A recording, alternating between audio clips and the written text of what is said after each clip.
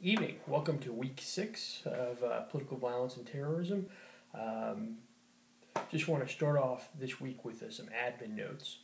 There's some questions on getting full points on the paper and what was taken off for the presentations and such. And the one thing I want to get clear from the top is that the discussion sections, for the most part, you're going to get full credit. The exams, for the most part, you're going to get full credit. There's nothing wrong with getting 100 on those or full points. The papers and the presentations, very few. In fact, it's very hard to get full credit, to get the full 100 points. And I grade those a little bit more harshly. Again, the discussion sections, I expect you to, it doesn't matter if you put out some incomplete thoughts or your thoughts aren't academically cogent. As long as you have some sort of discussion points and you can interact with your other students, I'm going to give you full credit on that. Same thing with the exam. The exams, again, if you get the essence of the question right and you take it right from the lecture, you're going to get full credit. But for the papers and the presentations, I expect some analytical rigor. I'm going to grade those a little bit with a little bit more of an eye to what you're looking for. And the other thing I just want to bring up is that papers are good, presentations are good, nothing wrong with them, but the one thing that they are lacking is to getting to the so what. A lot of you listed, here is the organizational structure of whatever organization. Great. Now tell me, does that make the organization more vulnerable? Does that make the organization more proficient? And I'm going to choose the Hezbollah example. I'm not going to don't want to pick on the person who chose Hezbollah too much, but one of the things I noted in his paper, in his presentation, was Hezbollah is a very hierarchical organization, and that has its advantages and it has its disadvantages. And the big advantage is it can acquire weapon systems that a normal terrorist organization could not. So Hezbollah was, during the 2006 war, was conducting attacks with indirect fire, rockets, anti-tank missiles, advanced infantry techniques.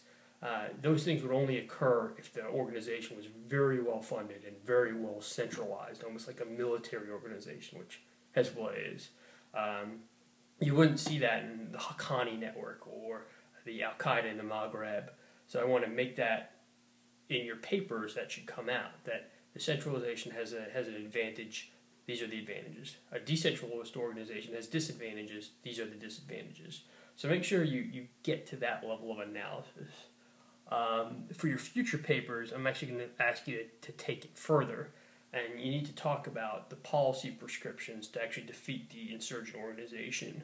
And you're going to ask for the variables, why certain things will work, why certain things will not work. What is the element of the organization, your terrorist organization, that says it's more vulnerable to this or that. And for the next paper, particularly the final paper, what I'm asking for is, it's kind of the culmination, is I expect you to develop a solid paper, solid recommendations, solid analysis, and not just a history of the insurgency and counterinsurgency against whatever a group. And the way to think about it is, and this person did the Haqqani network, one of your classmates did that. You have to imagine that it's the day after the Haqqani network attacks the embassy, and the ISAF commander is going to you, because you're the subject matter expert, and says, tell me how to defeat the Haqqani network. What are its vulnerabilities? What do I need to do to defeat it? And if you're going to give a recommendation, say, sir, you're not going to defeat the Haqqani network unless you do raids into Pakistan, or the Pakistani military takes on the Haqqani network itself. You better have your ducks in a row on that. You better show that there's clear, cogent analysis to back that up, because in the real world, the ISAF commander is going to go to the President of the United States, or he's going to go to the Secretary of Defense and say, I can't defeat the Haqqani network without Pakistani involvement, or without going into Pakistan, and here is why. And he's going to take your paper, and he's going to show that to the Secretary of Defense. And if you're wrong, it's not going to be good for you, we'll say that. So in the last paper, that's the type of analysis I'm expecting, the strategic plan to defeat whatever organization you choose. And if you're not Haqqani, if you're doing Al-Qaeda in the Maghreb or another organization. You got to imagine that you're the national security advisor to the Algerian president. If you're doing the FARC, you're the national security advisor to the Colombian president. That's the type of analysis I'm going to be looking for the last paper. So,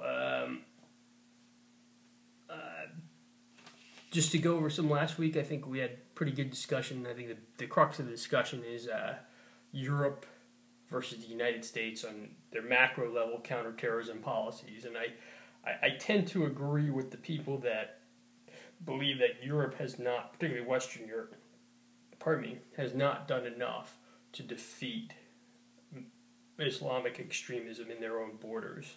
And you saw in the video, you saw the very, very open nature that some radical Islamic groups can just freely operate in their borders. And it's almost,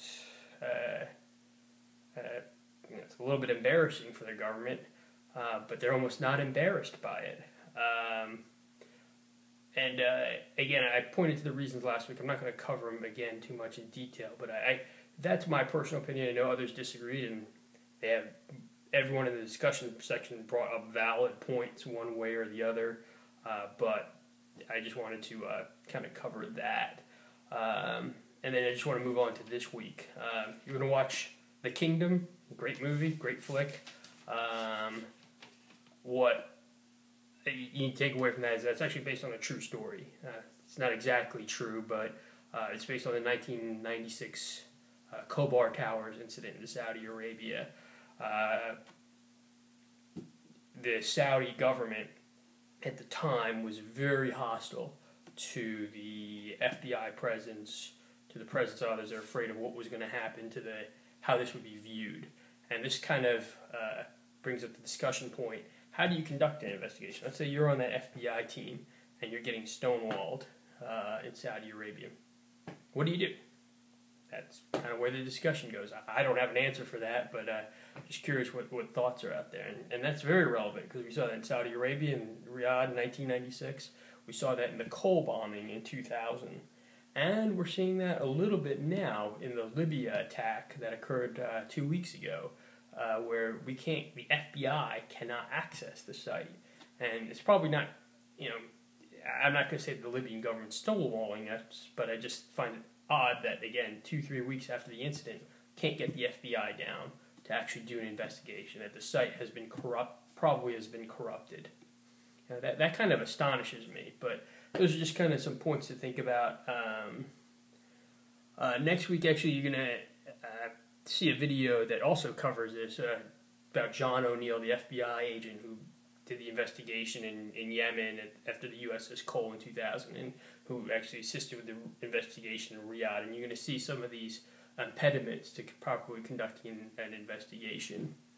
I think that's kind of the first point, is conducting an investigation, counterterrorism investigations in hostile areas. And the second point is kind of the integration between U.S.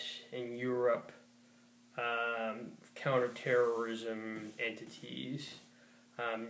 You'll see a great lecture on some of the problems and depth of finding terrorism and some of the problems in this area. But there are some specifics when dealing with the proper integration, and this manifests itself in several ways. One of the 9/11 hijackers spent some time in Hamburg, and it was should have been embarrassing to the German government that he was operating pretty freely within the German Islamic extremist networks there, but his name was never put on a watch list. His name was never reported to the CIA or the American FBI. There's going to be a lot of reasons for that, but it's embarrassing not to have those connections.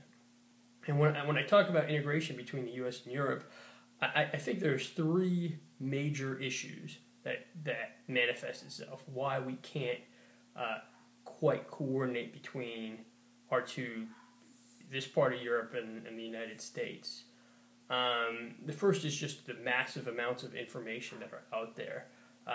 Even if it was just the United States, we still have a problem trying to make sure that bad person X can't get into sensitive area Y. That there's watch lists and there's intelligence that still doesn't get disseminated, and that happens in the United States. It happened on 9/11, where you had two of the 9/11 hijackers on a watch list, but it never got disseminated to the aviation folks. Happened at the Fort Hood shooter, where you had a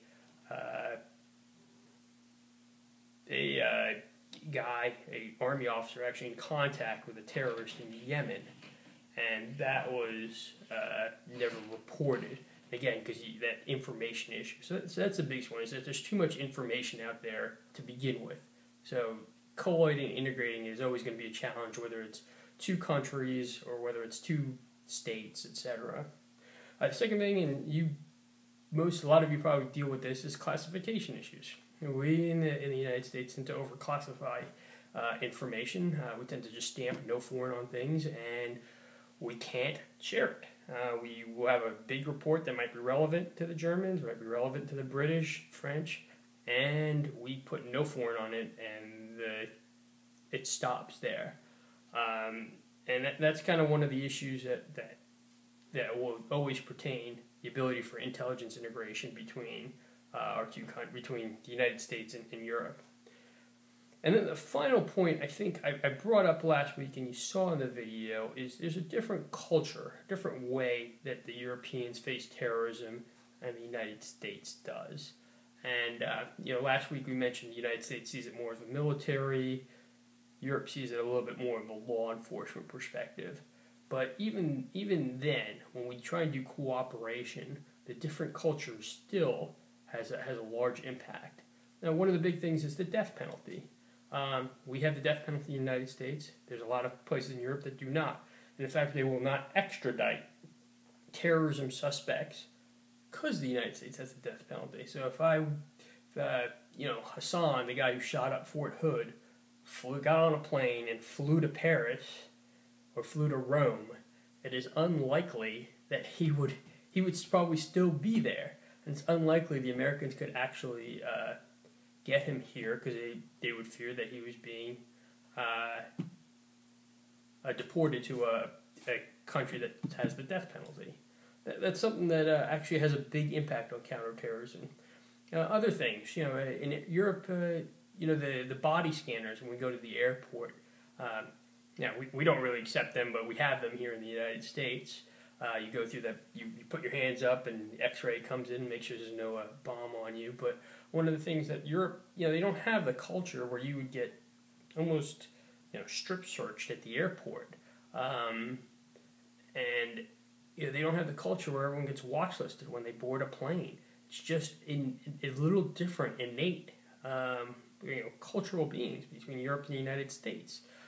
Less so with Europe, but with Britain. But if you're talking about France, Italy, Spain, Germany, they don't participate in all those programs that we do, that we kind of almost take for granted. So that's kind of the third challenge between U.S. and Europe. So just going forward from here, just look forward to reading your papers. You should have all your PowerPoint presentations marked, and I'll have the rest of the exams and the discussion sessions marked as well this week. If there's any questions, please let me know.